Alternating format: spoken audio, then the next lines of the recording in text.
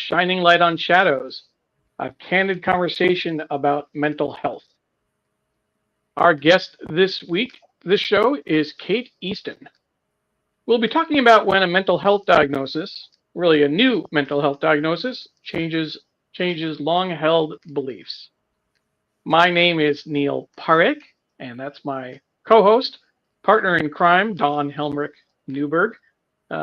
We are so glad that you're watching. If you're watching the very beginning of the show, most likely you're catching it on replay, and we appreciate you taking the time to do that. We know that 7 p.m. on the second and fourth Thursday of the month may not work for everybody, but we appreciate you joining us nonetheless.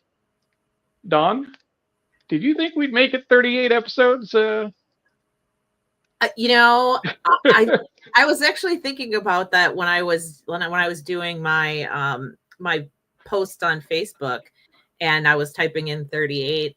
And I shared, I think you saw, I shared the other day that we are looking for new guests for year number 3. And I was like, oh my God, year number 3. Pretty crazy. It is. We started the show, as folks know, if you're a regular viewer, we started the show with the idea of really lowering the stigma around mental health, to try and have really broad conversations with people who have lived experience around different mental health issues, but we've also talked to therapists, we've talked to advocates, anything to make it easier for others to share their own story. And in the process, I'd say Dawn and I have also had the chance to talk about our own mental health, and on a weekly basis, or kind of every show, and even online, to explore some of these same factors and situations ourselves. And I think it's been at least I know it's been helpful for me, Dawn. Yeah, very, very therapeutic. As we've talked about, there have been some weeks that have been really, really hard, and you think, boy, I don't know if I can do this show, and then realize, hey, this show is gonna help me therapeutically to feel a little bit better, and it almost always does. If I'm just having a terrible week that week, it really helps a lot. It's good. I'm glad for that. And it's helped me process some things and really kind of reflect on issues that I haven't been comfortable talking about out loud. Let's go ahead and welcome some of the folks that are watching. One of the things we like about this platform is we can put individual comments on screen and interact with our audience. First up is my sister, Amy Parekh Mehta, watching from Bellevue, Washington. Amy, thank you for watching. It's always great to have family and close friends join us, either in the studio, as you'll see later in the program, or watching in the comments. And I will make just a quick comment, Dawn. I know that for Amy, she's watching, it's 4 p.m. Pacific time where she is. And often she's running around, she's picking up or dropping off my nephew, her son, various things. So the fact that she tunes in as she can and sometimes watches the replay, definitely appreciate the extra effort, Amy. It means a lot. Our friend Jonathan is watching from New York, sending his greetings. Jonathan is a former guest on the show, a longtime friend and colleague. And my mom is watching from Hastings on Hudson as well. Hi, Mom. Hi, Mom. It's always nice to have her watching and joining. I'll let you figure out what you want to say to this guy, Don. Hi, Jim. I love you. That's my husband. He's watching from the living room, which is right over there. And I know he's been looking forward to hearing Kate tonight. So yeah, Kate, of course, is one of your closest friends, and she lives downstairs from you. She's actually logging in. She's a regular viewer. She's a previous guest on the show as well. So if Wi-Fi goes out, we're in trouble. we're in trouble. I'll be talking to myself. Talking to yourself. Hopefully it won't. Another former guest, Stefan Kaplan, is watching. Stefan, thank you so much. I know that, and we've been chatting the last few days. I know we're both very busy, but he says, hope everyone is well. Keep up the community building with the hashtag support mental health. He's watching from Ramsey, New Jersey. Glad the show is this week because I will be in Romania for Halloween week. So congratulations on that, Stefan. I know that's a work trip, and really looking forward to seeing what you make of that. Really appreciate that. And Amy clarifies that yes, she'll be taking her son to tennis in about 30 minutes. So that's usually the window that she has to watch. So a little bit about tonight's episode, and it's framed a little bit differently. October, if folks are not aware, is ADHD Awareness Month, and it's something that I've talked about on the show several times. I was diagnosed with ADHD last year and talked about it on the show in April. When I was diagnosed, it supplanted my earlier understanding of having anxiety and depression. And that's something that I'd never talked about out loud before the show. And it was a big deal for me to even say those words. And then it was almost like a bigger deal to talk about ADHD. For Kate, our guest, it was almost the opposite. She actually was diagnosed with ADHD several years ago, and then more recently was diagnosed with bipolar disorder and PTSD and anxiety. And it didn't completely supplant ADHD, but kind of she realized that there were some things that some medication she was taking and some coping mechanisms that didn't really fit with her new understanding. So what we're going to focus on today is how a new mental health diagnosis can really throw things off and how that impacts things for you. So I want to pull up Kate's blog post first. She wrote an incredible post. I'll be sharing it in the comments so you can read it if you haven't seen it yet. But when the ground shifts beneath you, and I added the ADHD, PTSD, bipolar disorder, and anxiety. Getting multiple diagnoses as an adult isn't just about understanding your mental health. It's about rewriting your story while you're still living it. It's disorienting. It's emotional. And it's often hard to know which way is up. We're going to explore this with Kate, and then I'll share a little bit about my story as well. But Kate, welcome to the show. Hi guys. Hi, my friend. I should say welcome back. Happy to be here. Yeah. Happy to be here again. Again, right? Yes, again. Again. You were, and Don, let's do the math, right? We did the first show. We had Candace as the second guest, and then was it Jim and then Kate, or Jim and then Kate, right? I believe so. Yeah, Like one of our fourth or fifth guests on the show, one of our very first guests.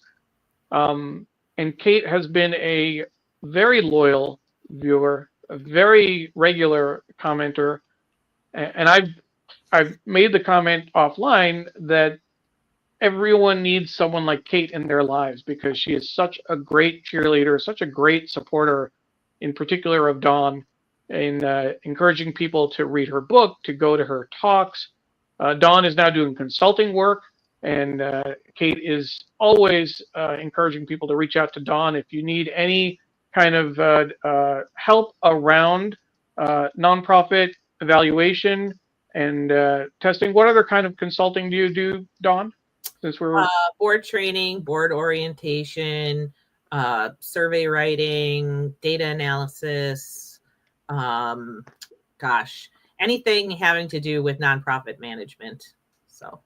And Dawn didn't know that I was going to try and make that plug, but I'm trying to take my cue from Kate and be as big a supporter as she is. But Kate, we want to focus on your particular experience with these different mental health diagnoses and kind of what that how that played out for you. You were diagnosed with ADHD several years ago, but then things started changing a little bit, right?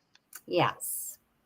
Yeah. So I was actually diagnosed with ADHD about, give or take 8 years ago. And um, that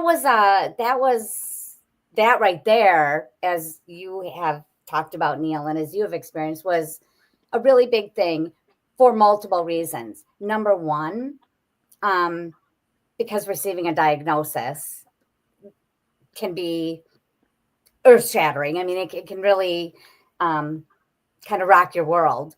But also for me, taking the time to address something that was going on with me, and putting myself at the forefront and what I needed was a really, really big thing for me. So, but I felt it was time. I felt that I was really struggling, some of the things that make me who I am were getting in the way of my everyday life and my everyday functioning. And I was starting to really struggle on a daily basis with keeping up with my colleagues, keeping up with my family, keeping up with my emotions. And it led me to go in and just kind of get a little bit better picture of what was going on. And so, yes, so I went in and did end up getting diagnosed with ADHD. And the psychiatrist that I was working with at that time really felt that I could benefit from some medication management to help with some of the symptoms that I was experiencing. So I did. We tried. It's a delicate balance, right? So we were like trialing lots of different medications and different dosages, but I really got to a point that I was feeling much better, feeling much more in control. I felt that I was making strides in the workplace. I felt that just my whole life was becoming a little bit more organized. So that was kind of that initial diagnosis of ADHD about 8 years ago. Mm-hmm. And then as time went on, I was just starting to have more experiences with just the low mood, depression kind of things. I just wasn't feeling like myself. I was just becoming really sluggish, not wanting to do the things that I normally would want to do. And I guess I was really struggling with whether those were because of the medication that I was taking for the ADHD, or if there was something else going on. And worked with a psychiatrist again, and they at that point really felt that there was actually depression going on. Some issues with depression. So we started adding some of that medication onto the ADHD medication that I was taking, and it was pretty stable for a little while. But then I kind of came to a point, oh God, how long ago was that? Maybe 6 years ago, 5-6 years ago, where no matter what I was doing, it just wasn't working for me anymore. The medications just didn't feel like they were working. And so the doctor that I was working with, we just kind of kept increasing dosage and kept adding more antidepressants and things on. And things were really spiraling out of control for me. I was really hitting a spot where I didn't feel like myself at all. I didn't feel like how I felt without the medication. And I didn't feel like myself when the medication was working either. I was just really just the lows became a lot lower and the highs became a lot higher. And so when you got these, kind of had this different understanding, what did you had to change your medication, right? Well, so when I was diagnosed with ADHD, I started on a stimulant for that, and then the antidepressant. And so, but then things were really kind of spiraling. So I was working with a psychologist at the time, and she was really working me through a lot of this, but we kind of got to the point where it was that we really felt that we needed more evaluations done to really determine if I was on not only the right dosages, but the right kind of medication.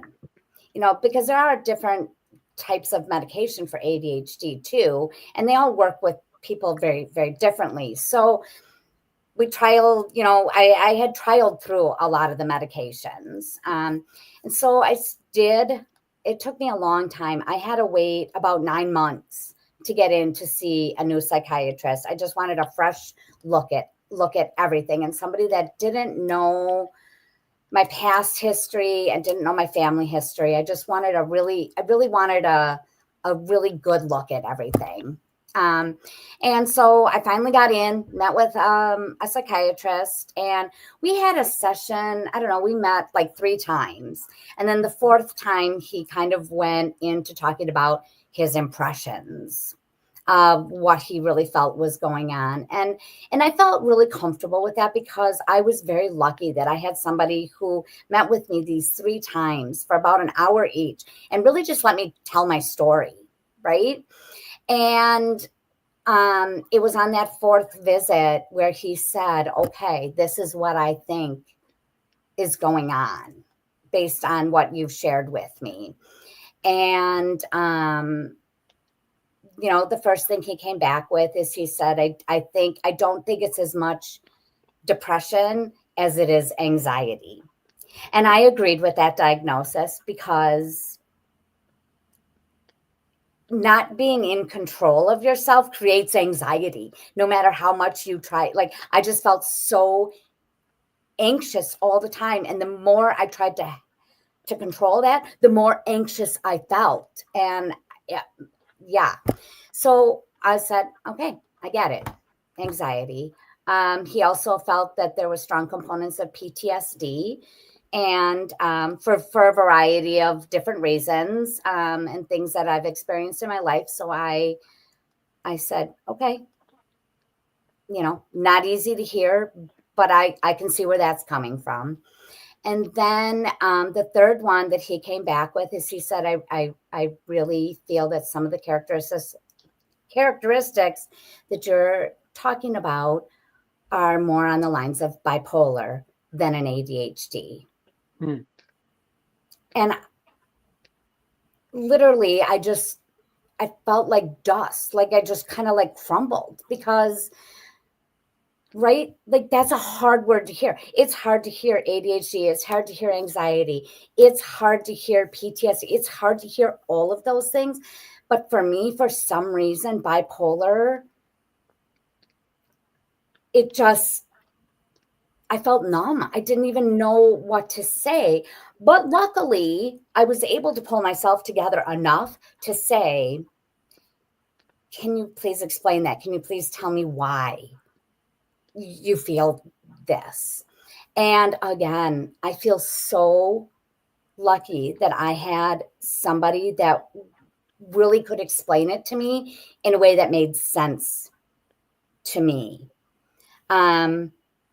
And he talked to me about, a misdiagnosis between ADHD and bipolar is actually quite common. There's a lot of similarities. And if you look at lists of like bipolar and ADHD, there really are a lot of similarities because some of that fogginess, that disorganization, hyperfixation, or hyperfocus, those you can see that with both of them.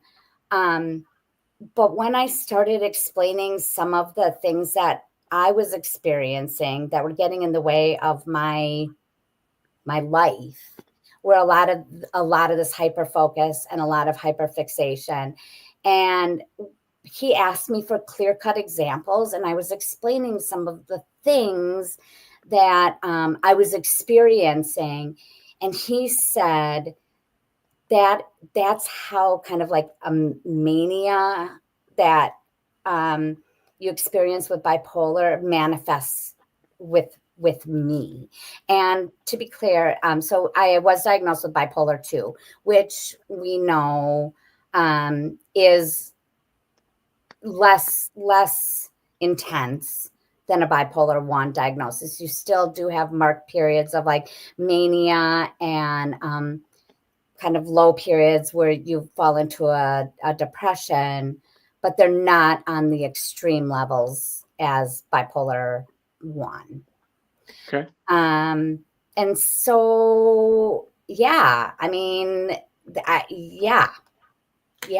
So in one swoop, with one visit to the doctor, well, this visit with the doctor, like I was told that, how do you hang up the phone with that person? It was a video conversation, but it's like, oh, okay, well, I'll leave now. And like, how do you just like leave that conversation or leave the doctor's office after putting yourself out there and sharing all this and walk away with these diagnoses and just like, I don't know, process it and realize like all the things that I thought were like kind of cool about me that I knew about me actually were like a mental health issue.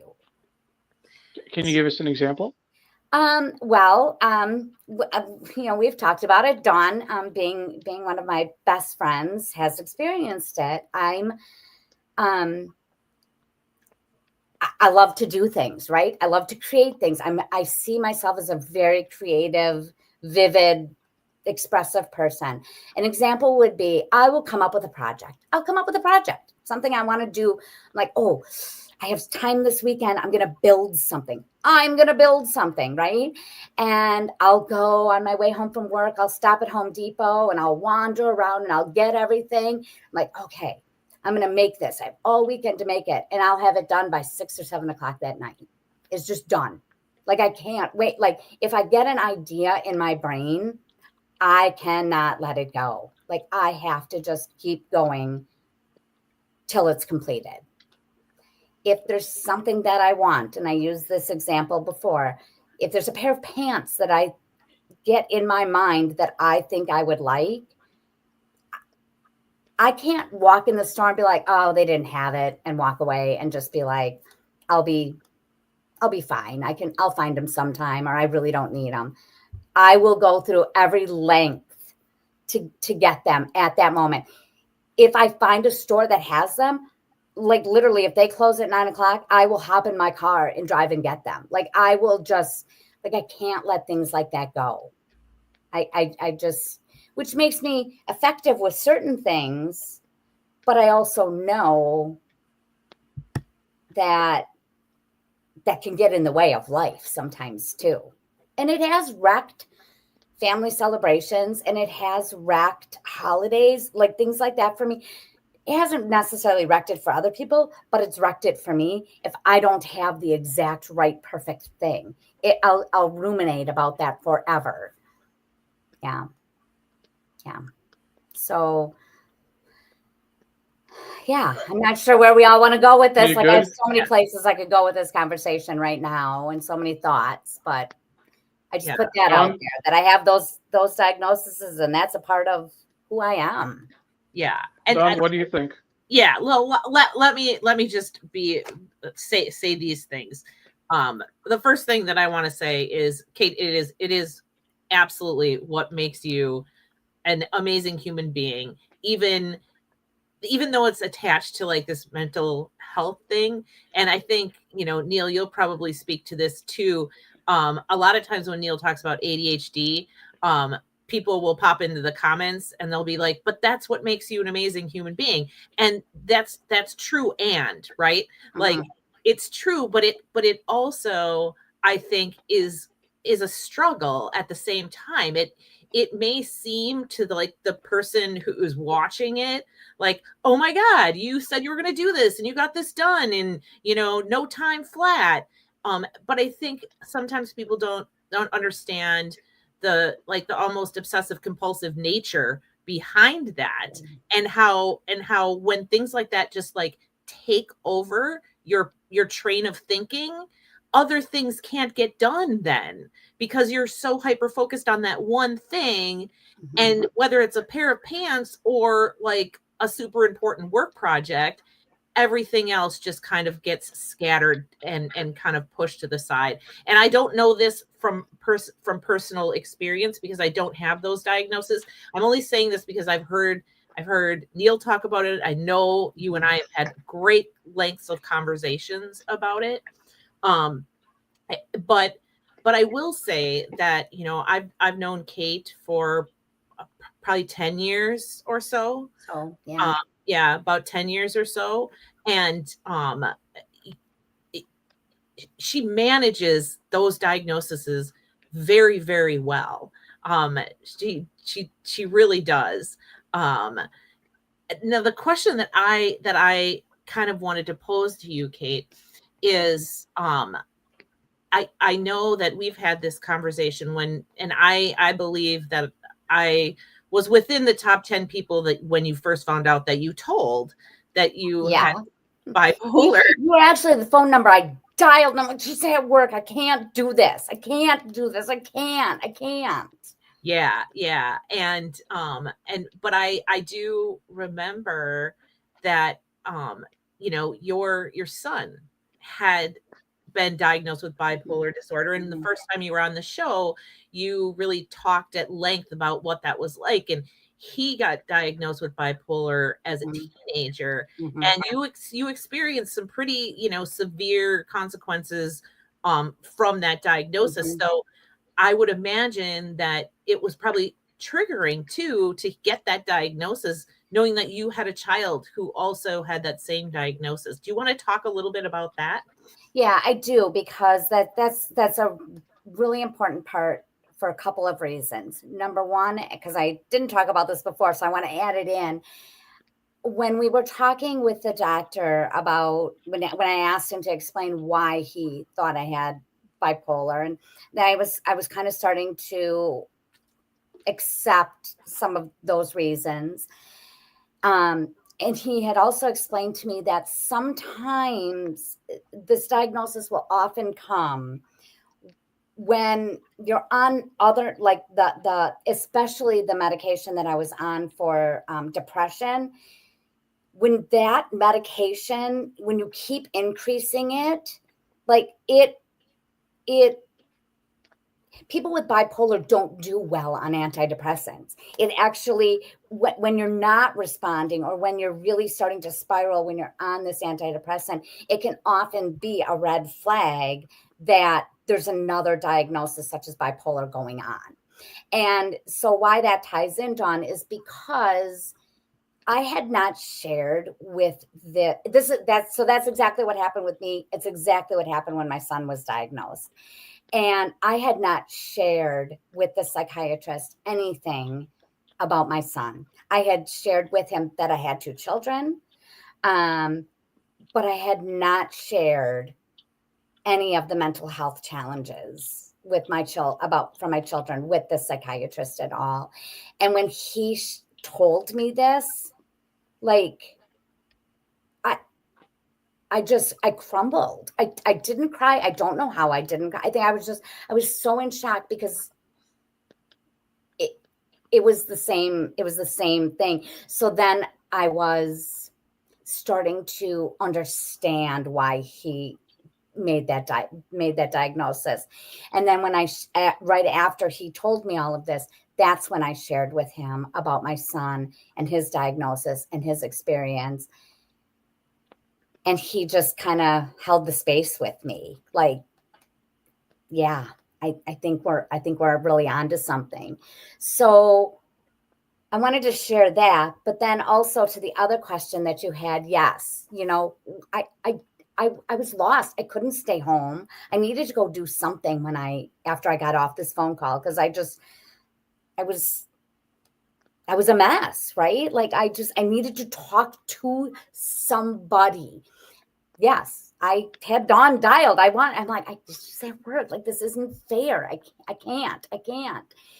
And I was just kind of driving along, and like literally before I even realized what I was doing, I called my son.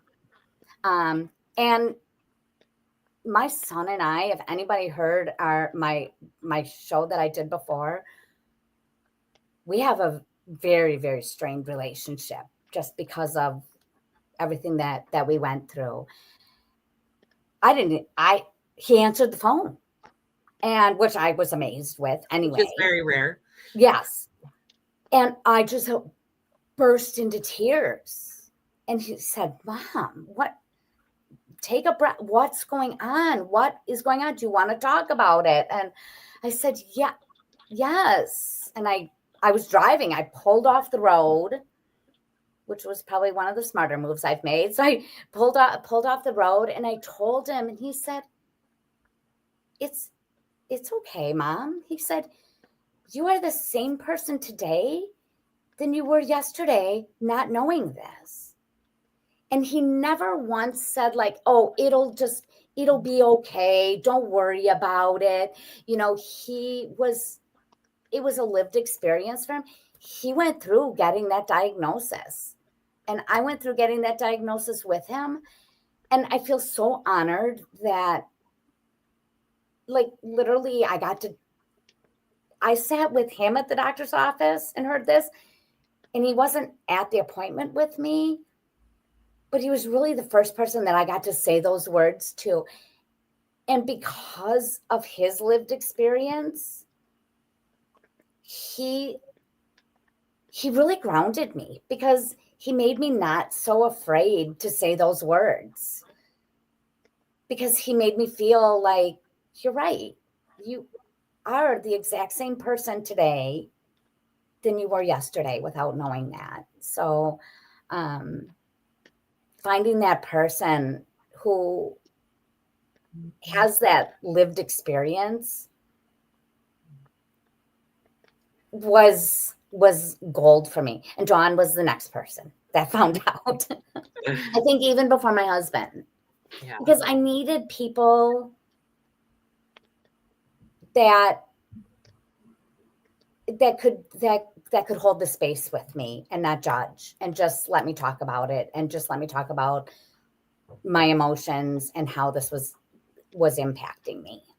Yeah, for Since, sure. Since you brought up your son, I want to share with folks the blog post that you wrote it was actually episode 7, Dawn, when Kate joined. When your child struggles with bipolar, everyone struggles. And the quote, amidst the chaos and the pain, there was a glimmer of clarity. My son was not himself. He was a prisoner of his own mind, controlled by forces beyond his control.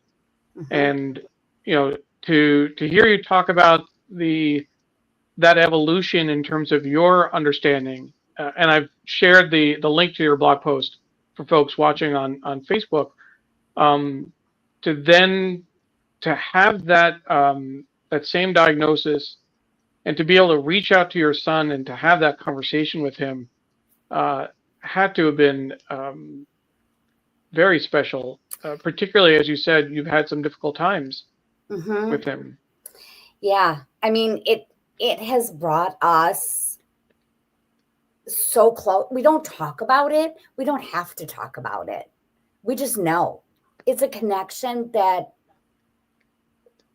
it will always be there. Like, it is such a strong connection. And, you know, I remember there's a lot I don't remember about the conversation, obviously, because I was really in a high stress place. Almost like a trauma reaction where I don't remember all of it. I remember those comments that he made. And then I remember him talking about medication. And he just said, rather than saying, don't do the medication, because we really struggle with medication with him. He did not say, don't do medication. He said, I will be interested to hear what you did, how, or like something about like how you decide to move forward, or how you handle the medication. Sure. Because of course medication was discussed at that appointment. Yeah. And, I was feeling, I was feeling so out of control when I had gone to the psychiatrist that I agreed to medication because I thought, okay, this is really going to be my answer. This is going to make me feel a lot better. But then I battled with this medication is like, I think that's the problem with getting the diagnosis so late in life. I've developed my patterns. I've developed my being. I've developed who I know myself as. And I was so scared that the medications were going to change who I knew myself as. Does that make sense? Of course. Yeah. And I'm going to be honest that there was a lot of trial and error with these medications too. And these are different than ADHD medications, which I was used to. Because an ADHD medication, you know each day if you've taken your medication or you haven't. You get a response right away. And the medications Really? that I was on take a long time to work. They're gradual. And they build up and they build up and they build up. And I had to go through a lot of adjustments because I was not feeling, as they were helping me maybe not have these highs and these lows, I was more equal. But I was not equal in the same way that I knew myself to be. And that's really been a challenge for me in general, because I think when you're young and you get this, you haven't developed all of who you are yet. But when I was 55 years old, when this diagnosis came, and everybody knew me as who I was without these medications. And it's been really challenging just to balance all that out and still be the same person when I know that some of the medications that maybe my brain really needs are also kind of changing who I am as a person. And that's my biggest struggle. I want to bring in some of the comments that people are leaving, because you're really, you're striking a nerve. You're really touching some folks. Candace says that she's in tears, thinking about the strained relationship with our kids is a tough and real topic, and to have him be there for you, that's so powerful. And Jim says, really powerful stuff, Kate. So proud of you. Earlier, my mom left a comment that it must be difficult to have so many diagnoses, but you have a better understanding about your mental health issues, and that has to help.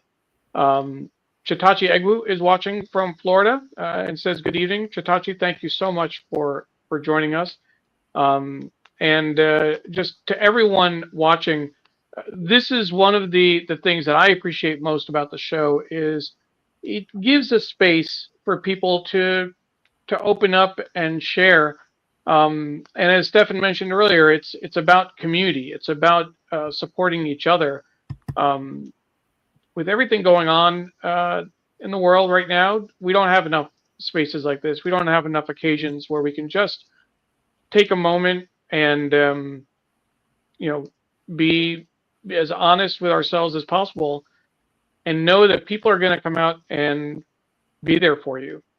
So, Kate, it's really great to see kind of the response that we're getting to your story. And I was going to say, I mean, that's the hardest part. And I think for me, like, even with that diagnosis, people know me. And when you use a powerful word like saying you were diagnosed with bipolar, it is amazing. I don't know that people mean to be judgmental, but they really are. They're like, you do not have bipolar.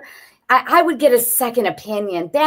That's not right. I don't see you having, you haven't done all of this, and you get out of bed and you go to work and you do. And the last thing, when you are struggling yourself with a diagnosis and trying to figure out the best course of action and how to pick up the pieces and go to work and listen.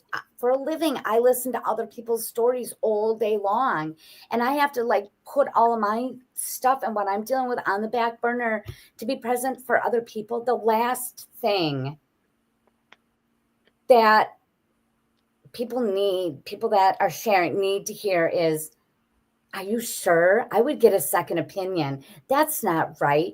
Oh, you don't want to take the medication for that. You don't want to. So I guess if there's anything anybody can get out of this today is to just listen and be supportive, and using even some of those words that my son said about it's okay. You're like you're the same person, Mom. We're gonna get through this together. It's okay. Don't say what I said, though. Don't do that. What? Because I believe the first thing I said to you is, I'm not surprised by that at all. You did say that. You did say that, but actually, I'm not surprised by that at all, Kate. And after I said it, I think I was a little shocked. I was a little shocked, but on the other hand, I think you felt validated. Like I did feel validated. It's taken me a lot. The word that keeps coming to my mind is embarrassed. Like I was almost embarrassed for like things that I've done, or when I get like hyper fixated on things, like then I get embarrassed. And that's something that I'm really trying to work through, but I also don't want to stop that because it's me. You know what I mean? Like, so I struggle with that. So I think, for me, what's helpful is when people just take a breath and just say, just be patient as I kind of work through it. Cause I usually figure it out, but it takes me a little bit of time. I have to spiral or kind of go on these like tangents for a little while. And then I'm like, ooh, that was a lot. Well, I want to offer a counter to what Dawn said.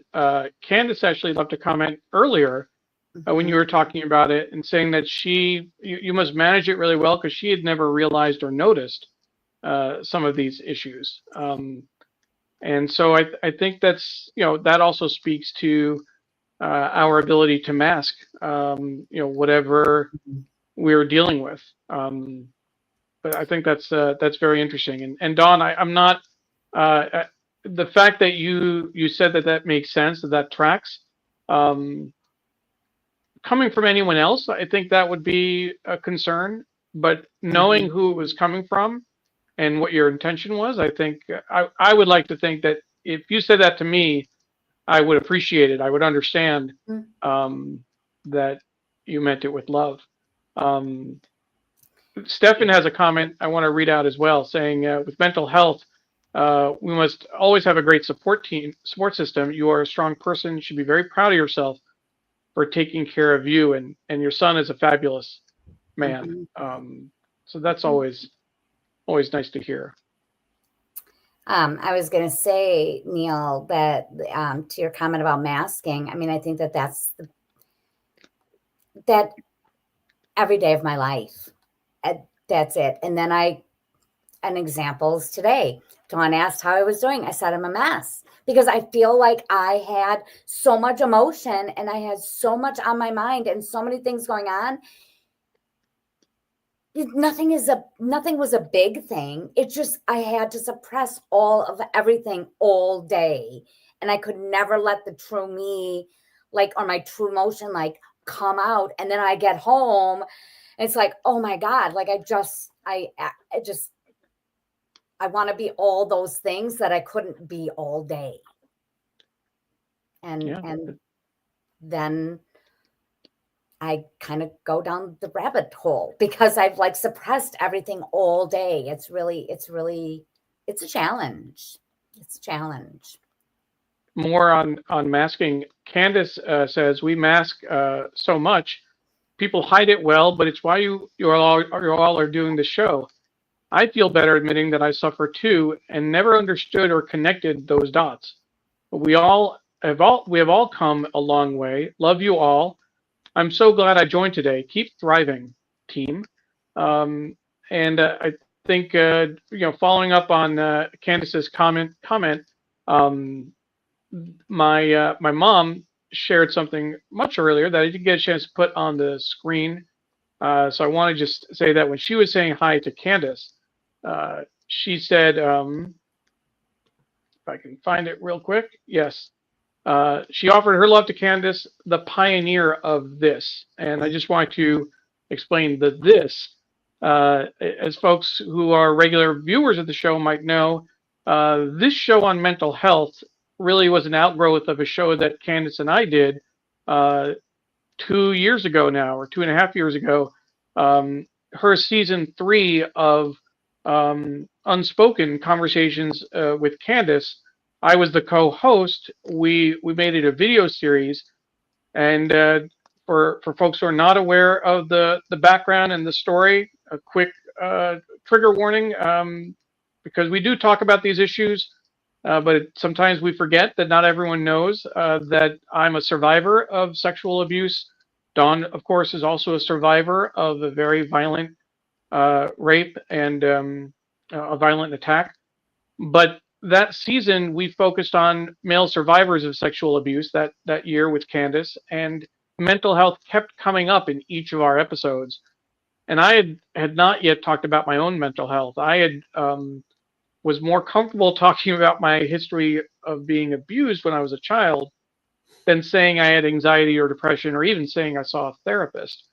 And so then when that season had finished, I said, well, what do I do now? And I thought about doing a show on mental health. And I called Dawn and said, Dawn, would you be a guest on this hypothetical show that I'm thinking of?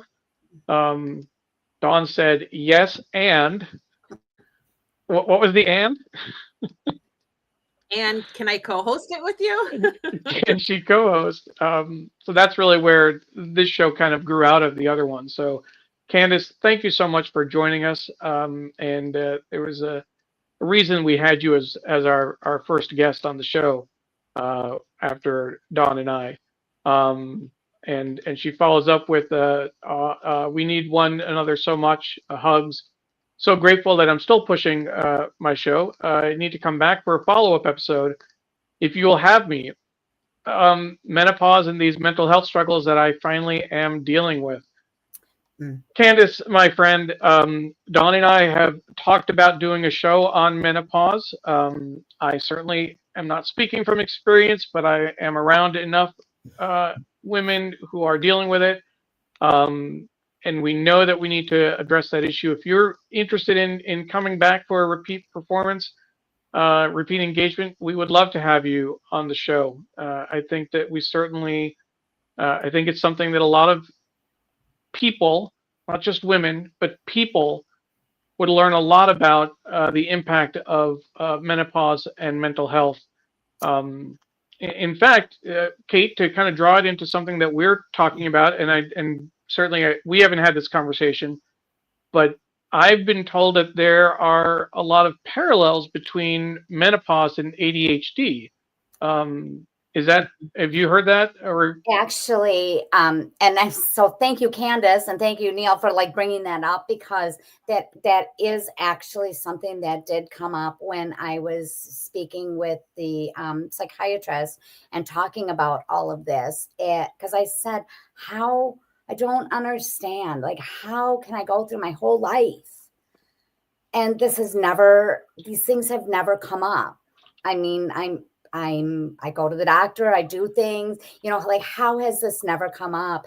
And not that it has never come up, but how not come up this strongly.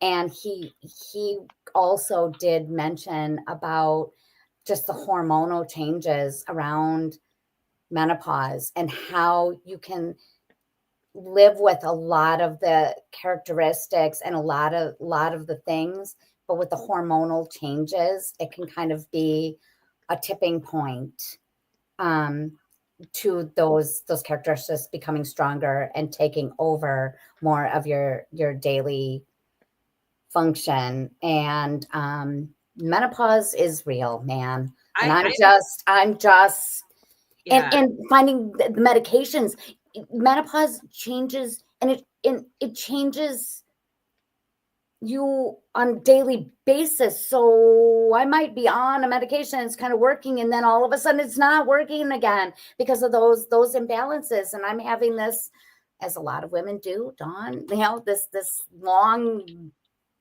perimenopause situation going on here. Yeah, I have not, and Neil and I really have talked about this seriously, how we really need to just have a whole show about this, because I'm not kidding you that every time I bring up anything on Facebook about menopause, every single woman I know, you feel like you are going crazy. Like you really do. You feel like you are absolutely going crazy. And nobody tells you, nobody says, hey, here's what's going to happen when you go into perimenopause. It's really crazy. Anyway, it's a little off track. And right on cue, mental health. Candace says every time you post about your raw feelings, she's like, Candace is like, oh my God, I'm not alone. Thank you, Dawn. And she says crazy is an understatement. Candace, if you're still watching, are you available November 13th? Call me maybe. I'm trying to book a guest on the air live. First time I've ever done that, but I have done it, kind of behind the scenes, texting someone and making it happen. But if not November, we'll certainly find a time to make it work. Just to give folks a heads up in terms of our calendar, usually we do host the show twice a month, the second and fourth Thursdays of the month. But going into the holidays, we trimmed that down. We only have 2 more shows for the end of 2025. It'll be that November 13th and Thursday, December 11th, the second Thursdays of November and December. We all have different other things we probably would want to do on Thanksgiving evening. Either we'll be, on the sofas after eating a big meal, or watching football or something. And then in December, it'll be right on Christmas Day, I think, actually, the 25th. So I don't think that's going to be a good day for a show. So we do have 2 more shows left. I'll just share real quickly that if folks saw the episode earlier, if not, when we talked about my ADHD, I actually framed it in exactly this way. It was almost, uncanny that updating my diagnosis at 51, it's adult ADHD and RSD, not anxiety and depression. And for me, that was a huge revelation, and it's continued to be a revelation. Dawn made a comment about it earlier. I think that as much as I see it in various parts of my life, I really do sometimes struggle with that. I really wish it wasn't that way. Some people see it as a superpower, Kate. I don't know if that phrase ever came across to you. Absolutely. Yeah. But I kind of wish I didn't have it that strong. Like it really, you kind of want to just be more even keel, more normal. 100%. And it's just like I said, it's really mind blowing how much it changes things. The one thing that I will share for folks that not just having the diagnosis recently, or a year ago for me, but I was recently going through some papers that my mom had set aside for me. These were evaluations that I had gotten in elementary school when I was in 3rd grade and 4th grade. And as I read these teacher evaluations, they could have been out of an ADHD textbook. I mean, it was just like, you read it and it's like smacks you in the face. Oh my God, how obvious was that? But I didn't know anything. I didn't understand anything for 40 years later. I think that was probably even more startling for me than the initial diagnosis. It's realizing that it really has been there all my life. Mm-hmm. Yeah, and I'm curious, Neil, when we were talking with Kate about, kind of her like getting diagnosed with ADHD and then finding out that it was really bipolar was at the forefront. I know you've talked a little bit about what it kind of felt like for you. And I don't know if when you told me, I think I might have said to you, I'm not surprised by that. That's exactly what you said. Exactly what you said. I've forgotten until you mentioned it. This is where there's an ADHD thing about having forgetting things, forgetting details, and I have a bad memory about things. So literally, Dawn, 10 minutes ago when I made that comment about what you said to Kate, and I said that, but of course, anyone who knows you knows it's coming from a good. I didn't remember you had said that to me. I did. I had no recollection. Yeah. But when I just said it now, you remember that's what Totally. I said. Oh, yeah, of course. I said, that doesn't surprise me, Neil. So maybe I need to be careful about how I respond to people. But anyway, my point being is that, I think, Neil, you really were very taken aback when you first found this out. And, you had said to me, I don't know if I am even going to be able to share this on this show. And here we are having this really brave conversation with Kate about bipolar and you about ADHD. And I think that's just a testament to the growth of this show and why it's just so important that we continue to do this work. So. No, I appreciate that. I will actually bring it back to Candace, who I'm discussing dates with right now offline. Check your text messages, Candace. When I did the show with Candace and I shared publicly that I had been abused by a neighbor, it was a similar type of process. I said, okay, I'll talk about this. I'll be the first guest. But there were things I didn't think I'd be comfortable talking about over the course of that year in terms of my own experience and that type of thing. When we started the mental health show, Dawn, even before the ADHD diagnosis, one of the things I never thought that I would be able to talk about was the suicidal ideation. Mm-hmm. And we had a guest, Cindy Shu from New York. She's a news anchor there, and she shared her experience with a suicide attempt, and she's gone on to she survived and has gone on to be a very strong advocate. And in that episode, Dawn and I both shared our experience with ideation. Similar to what you were saying earlier, Kate, about being embarrassed. That to me was like a closely guarded secret. All right, I'll use the words anxiety and depression. Okay, I'll tell people I see a therapist. All right, fine. That was a big deal for me. But I remember, Dawn, in one of our first conversations, I talked about that, and I said, but I don't think I'm ever gonna share that on the show. Now, truth be told, I got my diagnosis in October of last year, and of ADHD. It took me from October to April to actually talk about it publicly. So, Kate, similar to you, it really threw me for a loop, and I didn't know how to frame it, how to talk about it, how to understand it, what it meant.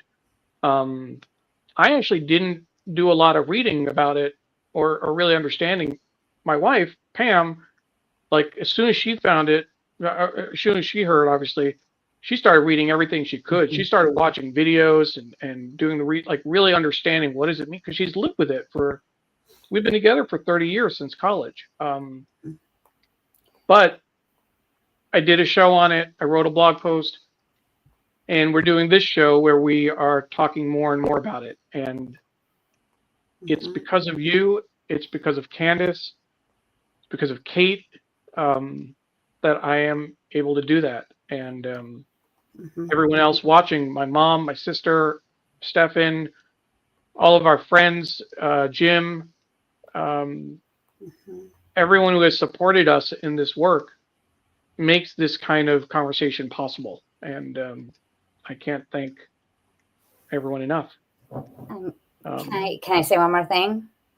I just wanted to say that I completely can relate to everything that you're saying, Neil. And I think I've shared this with Dawn. Like, I have very select people that I have shared any of this information with. So to be able to be here talking about it is huge. But I'm doing it because I know it's a supportive audience. I have not, other than my one son and my husband, that is the only people in my family that know. Because I'm very protective of myself. And I know the people that have the emotional intelligence and empathy to be able to handle that information and support me in a way, because I still feel fragile, right? So I don't feel that I'm working towards it, right? To get to the point that if somebody challenges me on it, that I don't feel that I have the backbone yet to stand up and explain it. So I'm very cautious and careful about who I talk to. So I'm so grateful for this show, and I've taken so much out of it, but to be even able to speak about myself and what I'm experiencing in a safe place, I think that's the power of the show and why it's so incredibly important. And I keep trying to get other people in my circle to really listen, because I think it could really, really benefit some people that I know. So I thank you guys. It's a very safe spot, safe place. Thank you so much, Kate. That So means a lot. Neil, we're at 7:03, and I'm the timekeeper. So we are. Well, allow me, if you don't mind, Kate. Sorry, Dawn. Just want to make one last announcement, if I can, because I didn't make it earlier. Wanted to make sure that we thank Digimentors for the support in producing this show. Digimentors offers pro bono support for me, gives me the time and the resources and the tools to host this conversation, to create this community, to raise these issues. And I'm always grateful for that support. Several of the folks who have been watching, several of the folks who have been guests on the show are friends and colleagues from Digimentors. Stefan Kaplan in particular, Jonathan Borstein is a friend of ours, Chatachi Egwu, and others. And I know that several other folks have shared and retweeted and amplified this show. So thank you very much for that. We are definitely going to be doing a show on menopause. It might be December 11th. We're still trying to finalize that date, but if not, we'll look for a time in 2026. Dawn, Kate, thank you so much. Kate, thank you for being willing to share your experience. I know that you said this is the first time you've talked publicly about it, and hopefully it's a nice balance. It's a public space. It's available on the internet, on Facebook, Twitter, LinkedIn, YouTube, Instagram, my website, but it's also a small space in that way. And we're proud of the work that we've been able to do to create that. So thank you for your support, and thank you to everyone else for joining us. We will talk to you soon, and we will certainly I have 2 more shows before the end of the year. Take care. Before we go out, Stefan says, I'm very proud of both Neil and Dawn, for all that you've done. And I know Jonathan had also said earlier, you referencing the earlier show that we did, that was a good show, but tough. Sometimes it takes a while to process. And great show. Thank you. And my mom says thank you to Digimentors for these shows. So with that, we will bid you good night, and hope you're well. Take care. Bye-bye.